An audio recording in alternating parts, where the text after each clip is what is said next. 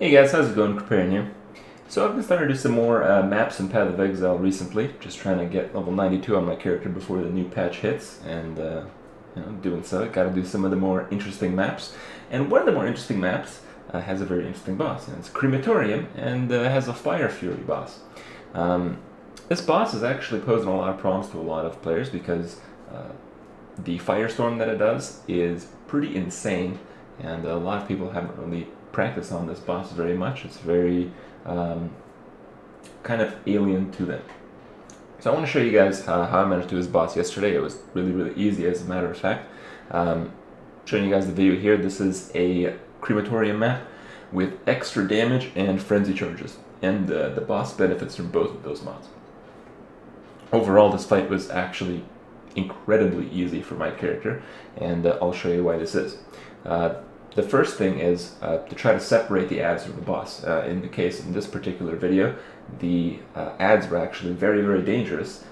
So I try to pin the boss in one area of the room, although it's a pretty small room, and try to handle the ads in the other. And then when you tackle the boss, as I'm doing right now, it's really important to have a fire resistance flask because it will give you near fire immunity. Although the firestorm does incredible damage, with it pretty much does nothing, or close to nothing, depending on your maximum resist.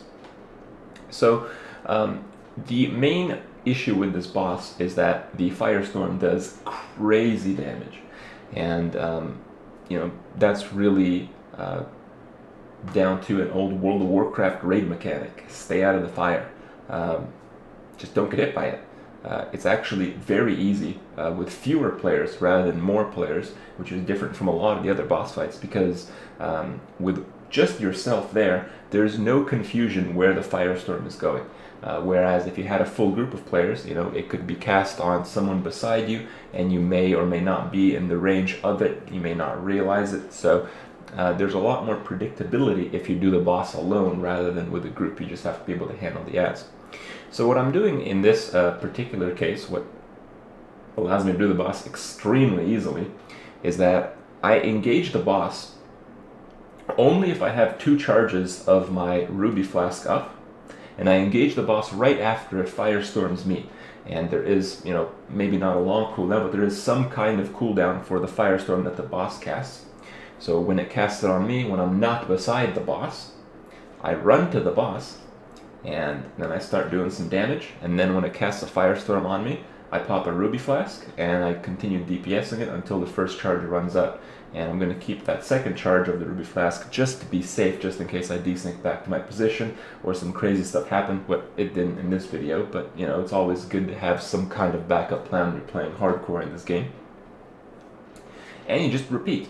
You can continue getting potion charges from killing the skeletons as she spawns, and if you're the only player there, it's very easy to avoid the firestorms as you kill the ads. And eventually, you'll kill the boss. Easy peasy, no sweat at all. It's really one of those things that has gotten a lot of attention lately, with a lot of high-ranked hardcore players dying or nearly dying to this boss, where in fact I don't really think it's that big of a deal. Though when you have double boss, that's kind of a different story. But with just one boss, unless you have minus max resists on the map, I feel it's always going to be fairly easy to do.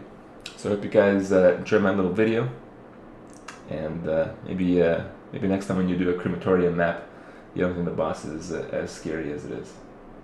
So have fun, guys, and I'll see you guys tomorrow.